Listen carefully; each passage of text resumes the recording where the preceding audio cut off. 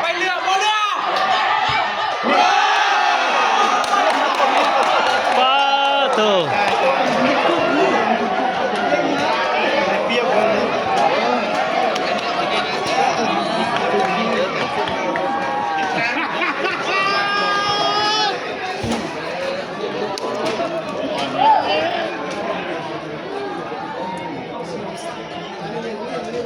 เด็ดไปกินดินเนาะ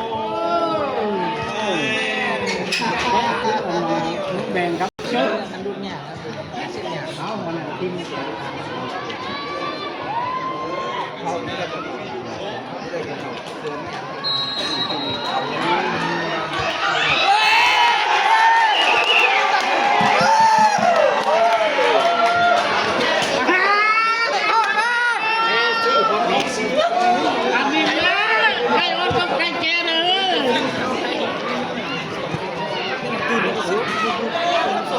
ลุงสั่งก็ลงบ้านนี้พวกเขายุบเลย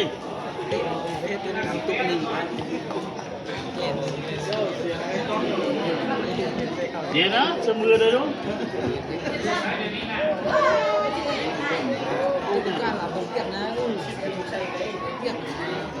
นักบินเขาได้ เตะ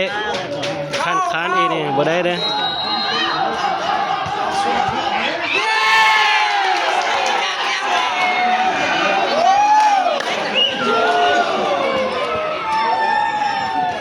เลี้ยงของคนนี่ดีกว่านะมีเลี้ยงกว่านะ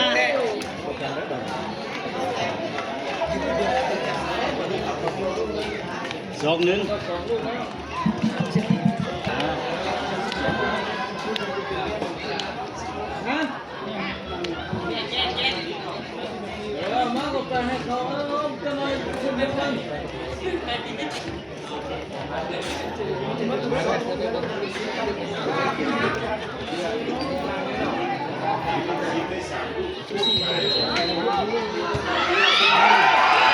เรียบร้อย1-1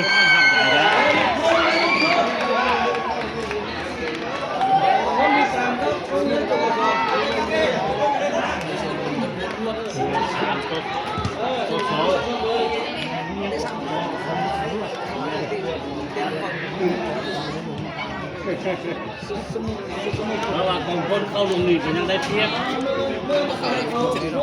เขาเสมอ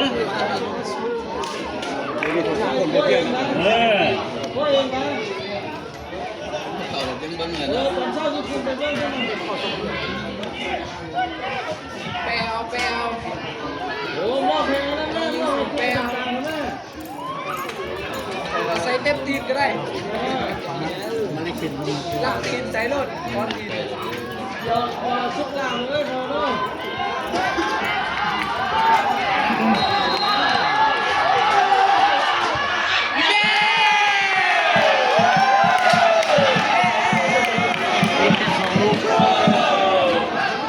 เล่นไม่ได้เลย อัดว่าโฮงเย็นต้องเขาดูบิดจบเลย3เลยเด้ไม่น่ามันยาวกว่าเลย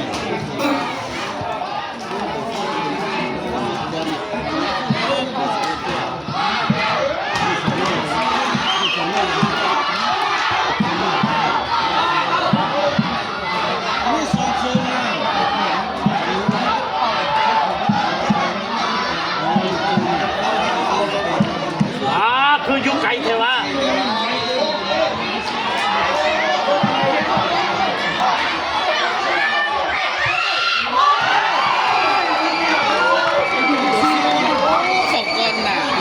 มันไปทุกทางแล้ว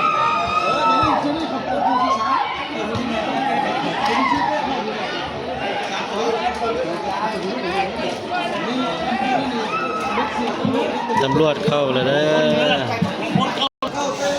คะ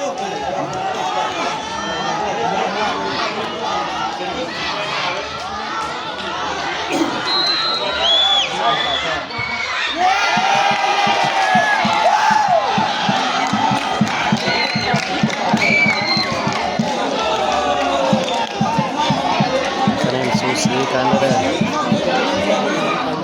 อ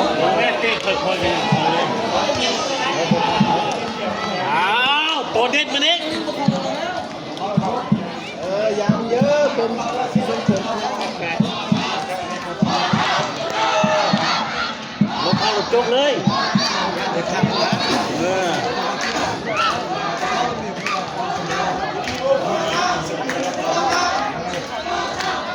มันต้องเข้าลุมนี่จบเลย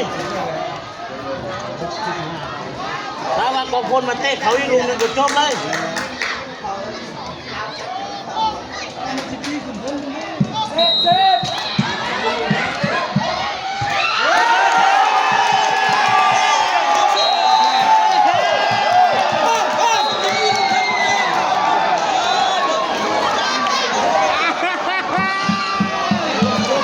ผมมีบุญแล้ว กองพลชนะแล้วกองพลชนะแล้วกองพลชนะโรงเรียนตำรวจแล้วเด้อเนื้อแล้วบัดนี้ครับ